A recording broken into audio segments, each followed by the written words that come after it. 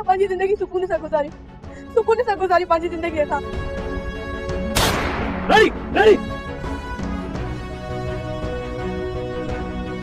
मीरा अॼु सिधो याना हिकिड़ो ते चकरे मूं पंहिंजी न्याणी खे मारे छॾियो ऐं कसम खुदा जो न्याणी खे मारण खां पोइ अॼु ताईं कॾहिं मां सुकून जी हिकु न आहियां सुनी सघियो।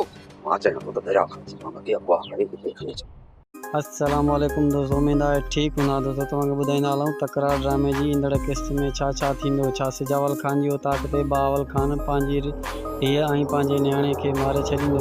छा सिजावल ख़ान हुन खे बचाइण में कामयाब वेंदो। छा दरिया ख़ान ऐं हुन जे दोस्तनि ते बहावल ऐं बख़्त हमलो कंदा। इन खां पहिरियों दोस्तनि खे गुज़ारिश आहे त असांजे चैनल ते नवां आहियो त असांजे चैनल खे सब्सक्राइब करे छॾंदा ऐं बेल आइकन खे ऑल करे छॾंदा जीअं हर अपडेट सभ खां पहिरियों अव्हांखे मिलंदी रहे। तो दोस्तों हलूं था पंहिंजी मेन टॉपिक जी तरफ़।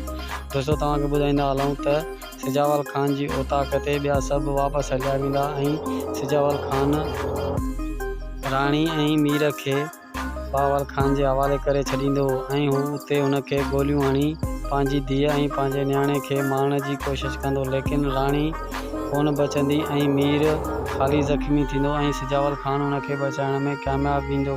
ऐं ॿिए तरफ़ तव्हां ॾिसंदो त बख़्त ऐं बहावल ख़ान दरिया ख़ान ऐं हुन जे दोस्तनि जे पोयां लॻंदा ऐं उन्हनि खे कुझु बि न करे सघंदा, लेकिन दरिया ख़ान जी घरवारीअ खे हू खणी अगवा करे ईंदा। दोस्तों उम्मीद आहे वीडियो अव्हांखे पसंदि आयो हूंदो। अगरि वीडियो पसंदि आयो हुजे त कमेंट में पंहिंजी राय ॾींदा ऐं वीडियो खे लाइक कंदा ऐं चैनल खे सब्सक्राइब कंदा। तेसिताईं असांखे ॾींदा इजाज़त। अल्लाह नेगहर।